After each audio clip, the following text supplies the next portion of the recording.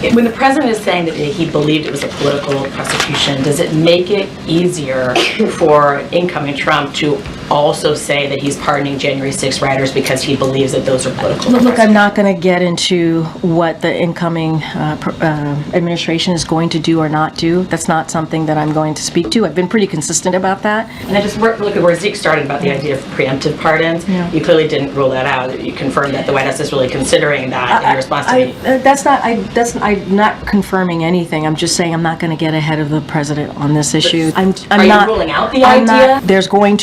He's going to make announcements on pardons and commutations. That is something every president, historically, presidents do. Maybe people come and asked the president for a preemptive pardon because they're worried about potential. What I can say is we have seen from advocates, right, who have been very public in lobbying the administration. Is the president considering blanket pardons for either individuals or groups of people who are fearful of potentially being targeted by the incoming Trump administration? So look, I'm not going to get ahead of the president. Is the president considering blanket pardons for either individuals or groups of people who are fearful of potentially being targeted by the incoming Trump administration?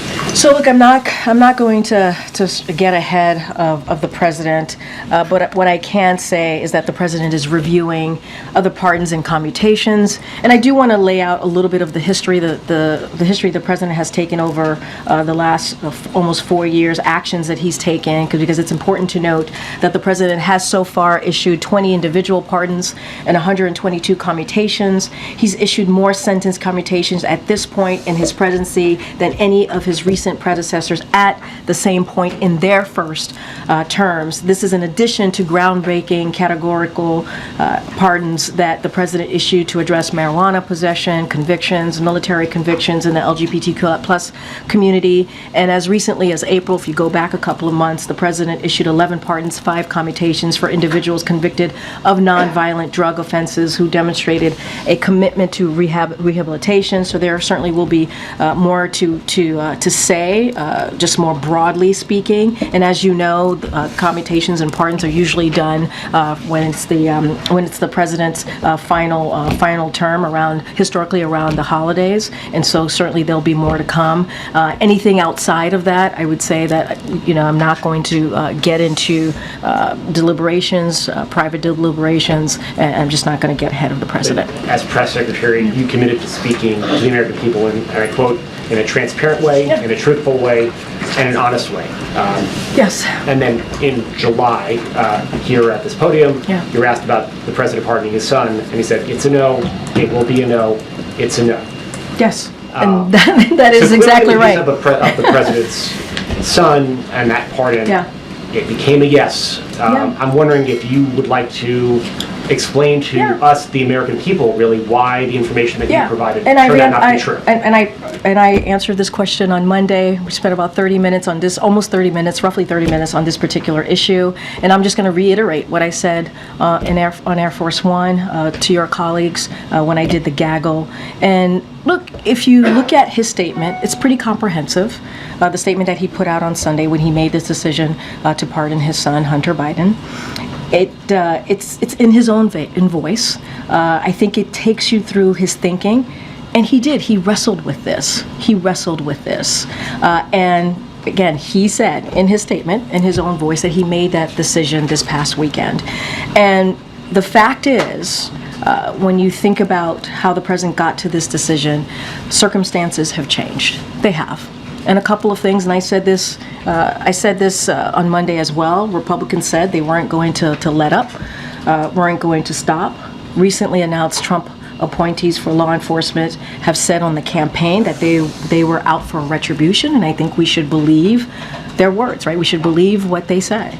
The sentencing was coming up, as you all know. There was a sentencing coming up, and the president said this in his statement, that Hunter and his family had been through enough is enough, and he wrestled with these circumstances, these changing circumstances ultimately, and the combination of that, the president changing his mind and issuing, certainly led to the president changing his mind and issuing this pardon. And one thing that I do want to point to, which I think is important, is what Congressman James Clyburn said when he was interviewed. He said, "I am absolutely okay with it. I don't know how many people urge him to do so, but I did. he seemed to be reticent about it. This is what Clyburn said when he spoke to the president 2 weeks ago. But I emphasized, continuing his quote, emphasized the fact that we as fathers have obligations to our children. So that was a conversation that the congressman himself had with the president two weeks ago, said that the president was reticent when he encouraged the president to do so. And this weekend, he thought about it and he weighed, it was not an easy decision to come to, and he put out a comprehensive statement, and I would certainly, offer that up to folks out there who are wondering. I would say, please read the president's response to this in full. When the president is saying that he believed it was a political prosecution, does it make it easier for incoming Trump to also say that he's pardoning January 6 rioters because he believes that those are political? Look, I'm not going to get into what the incoming administration is going to do or not do. That's not something that I'm going to speak to. I've been pretty consistent about that since the election. We've been very clear about where we stand on January 6th, and so not going to get into that. But I think, and some of you have reported this, Republicans have been his political opponents in Congress have been very clear about this. The president talks about this again in his own statement about how they took credit for bringing political pressure on the process when it came to Hunter Biden's plea deal, and so they took credit for that when it fell apart. They took credit for that, and they have said they're not going to stop. And so again, I'm not going to point to one particular reason for the president making this decision. There's been changing factors that led him to where he weighted this decision over the weekend. And I just look at where Zeke started about the idea of preemptive pardons. Yeah. You clearly didn't rule that out. You confirmed that the White House is really considering that in response to I'm not confirming anything. I'm just saying I'm not going to get ahead of the president on this issue. There's a process. Are you ruling out the idea of preemptive pardon? What I'm saying is I'm not getting ahead of the president. I'm not. He's going to make announcements on pardons and commutations. That is something every president, historically, presidents do, especially at the end of their term. And so that normally happens around the holiday. So you could expect the president making a decision.